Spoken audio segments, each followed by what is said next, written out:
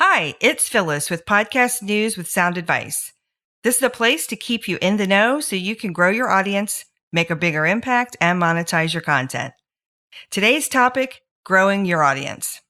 This is one of the questions we get most often, so today I'm going to share with you one of the strategies that you can use to get your podcast noticed more often by the apps and all types of searches. Being easy to find means it's easy for more people to subscribe and become part of your loyal audience. When you're creating great content for your audience that's relevant and meaningful for them, then it follows that getting in front of them is really the next thing you need to focus on. One of the factors that helps in search is reviews. A podcast with more reviews is going to be considered more relevant than one with fewer reviews. And it's a big part of how the apps recognize and determine which podcasts to promote when people are typing in their search terms. You likely asked for reviews as part of your launch strategy, and that was smart, but most of us don't do it on a regular basis. And I want to encourage you to add getting reviews into your weekly podcast process. If you got one review a week at the end of the year with over 50 reviews, you'd have a big impact to your podcast's visibility. So pick one day a week to get and give reviews. More on the giving part in just a second. Now, most of us don't mind asking every now and then, but we don't want to feel like we're always bugging people and doing it every day.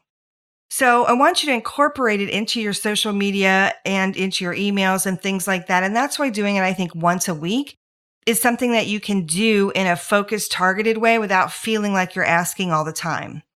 Another good way to do it is to highlight a recent guest.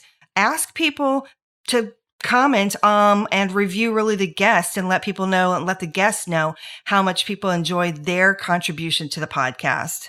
It doesn't always have to be about you, of course. Most people do understand that the reviews are an important factor with the apps and that it's not a big ego exercise. So in your request, be friendly, be kind, and be consistent. A few other tips. Acknowledge your reviews and reviewers. Tweet or mention them on Facebook. Some podcasters choose to read their reviews or mention their reviewers in future episodes. Jen Lehner of The Front Row gives shout outs on her flash briefing every time she gets a review there. And that works because who doesn't like to be acknowledged? Everyone does. Give your own reviews as well. Make that part of this weekly process. And it's more than just good karma, although that's worthy. It's a good way to set the example about how you want your listeners and your audience to follow as well.